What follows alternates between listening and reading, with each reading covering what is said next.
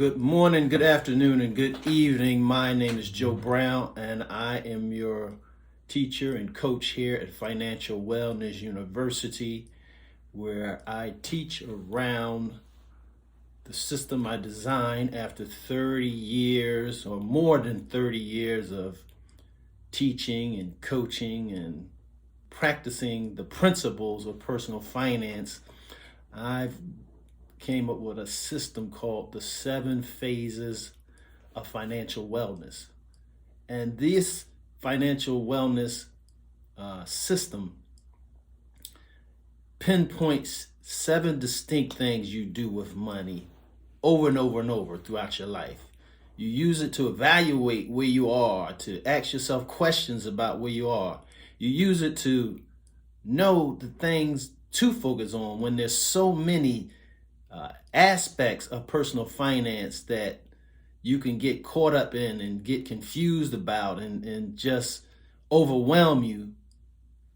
I pinpointed what to focus on by looking at 7 specific things that you do with money.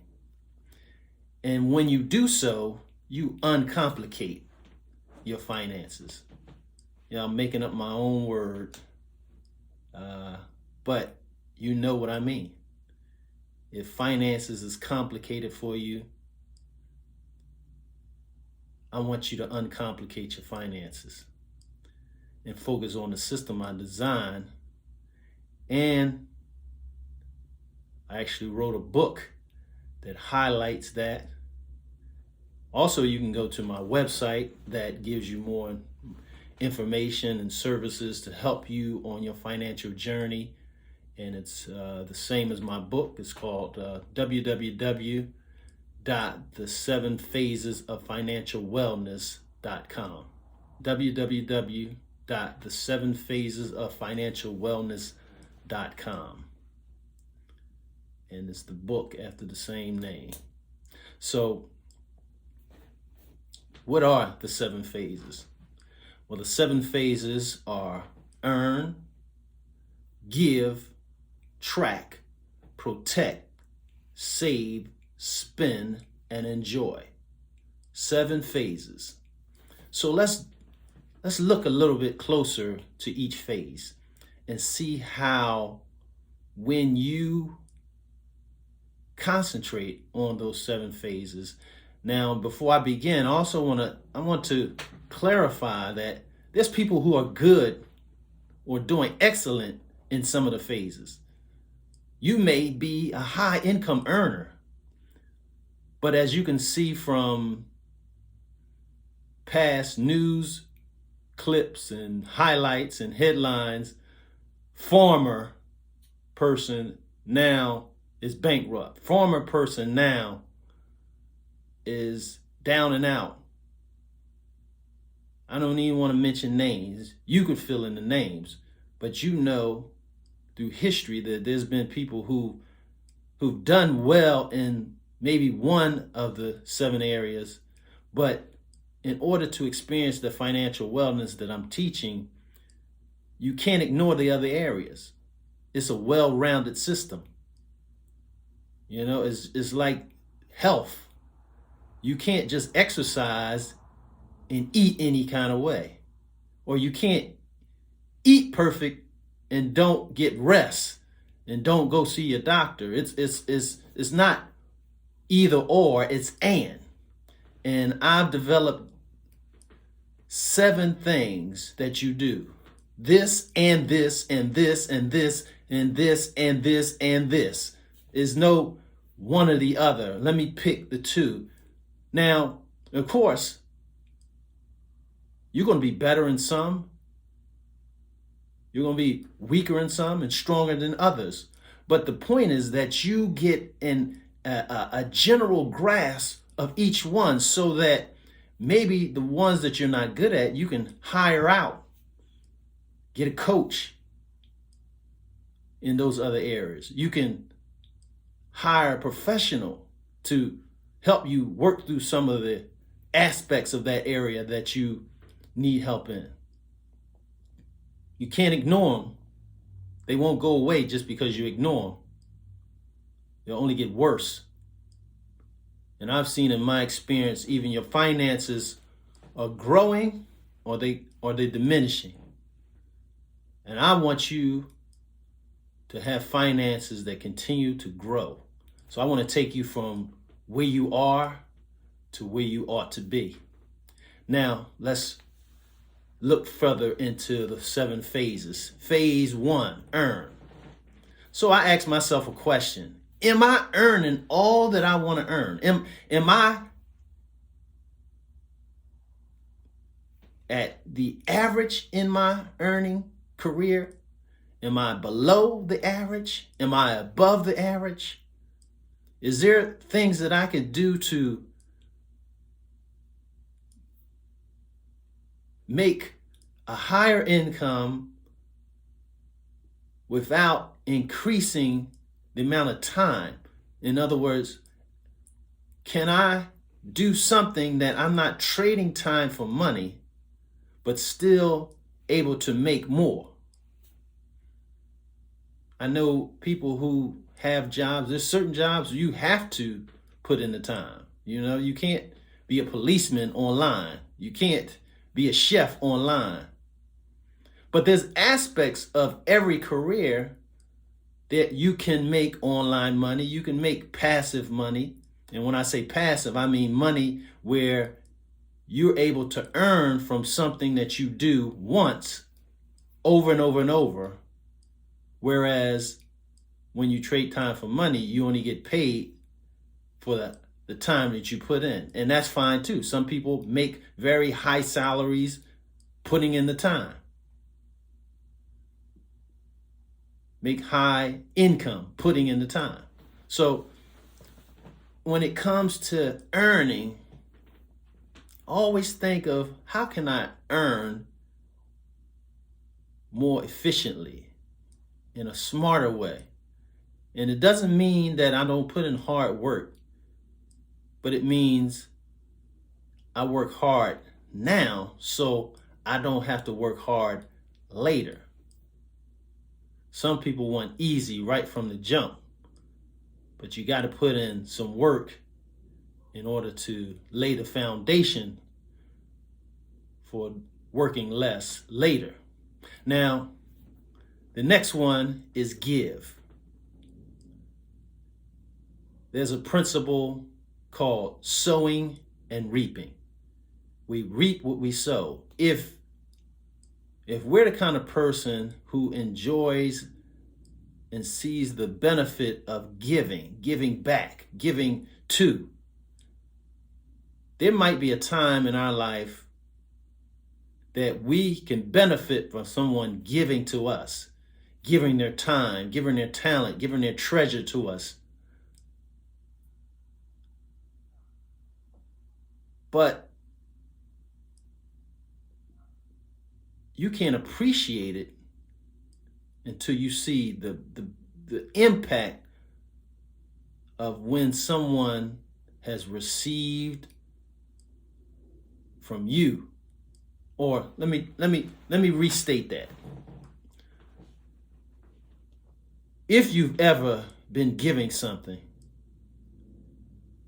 at a time when you knew that having that gift, having that given to you meant the world to you, you should want to duplicate that feeling for other people. You should want to make everyone else feel the joy of having something given to them. And you can't do that on a great scale unless you're earning on a great scale. And that doesn't mean that you need money to impact. Yeah, you can impact people by dedicating your time, dedicating your your talent. But the biggest impact givers are the biggest impact earners. That's why people dedicate themselves to philanthropy. So don't misunderstand me that you have to wait till you have a whole lot of money to start giving. No. All I'm saying is if you see the impact of your gift that you're giving on a small scale, imagine how much of an impact you could give if you earn more. So we looked at earning, we looked at giving. Now let's look at tracking. You will misplace, you will lose track of any income that you don't track. I always like to give the example of a rancher, a farmer, and someone asks them, how many cattle do you have? And you say, well, about. Well, if you don't have an exact number, the wolves, a bear, or a person could take some of your cattle and you wouldn't even miss them. And that's what happens to our money. It dwindles away, and all of a sudden we look in our pocket and our pocket is empty. It's like, where did my money go? I just got paid a few days ago. Because you didn't track it. And how you track it? You track it with a budget. A budget details, one, what's coming in, the income, that what you earn, and what your expenses are, what's going out. The expenses should not exceed what's coming in. That's the main way, the one of the most important things to track. Because if you are putting out more than you're putting in, then you are heading towards what's called bankruptcy, where you no longer have enough to even get through a month. And then debt just begins to beat you down. So let's talk about phase 4, protect. Protect. When you protect money, your money, you protect it from dwindling away. You protect it from unreasonable requests or expenses. And you do that mainly through insurance. Insurance is to replace a loss. And rather than replace that loss with your hard-earned money and savings, you replace it with an instrument called insurance, where you pay a monthly premium or a quarterly or yearly premium. And that premium goes to an insurance company that then pays you over and above that premium towards the loss that you experience. Any other way of protecting yourself, and there's several ways that you can protect yourself, but the main two I'm going to highlight today is insurance and getting out of debt. At the very least, consumer debt. We'll talk about mortgage debt and housing debt maybe in another video, but the main debt you need to eliminate is consumer debt. Credit cards, department stores, car loans, school loans, all those type of debts. Get them out your life, because it damages your income earning potential in the next phase if you have a whole lot of debt. Because every time you get paid, someone else is entitled to all the money that you just earned.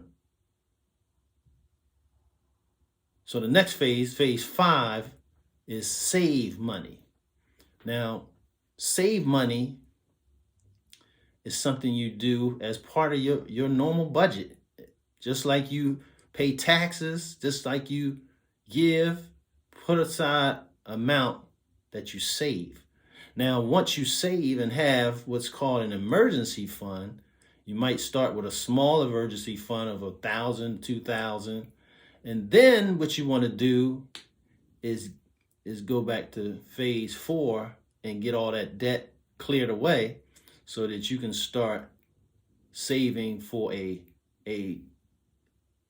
real emergency fund, 3 to 6 months, depending on the volatility of your career, maybe a year if it doesn't take you an extended period to save up.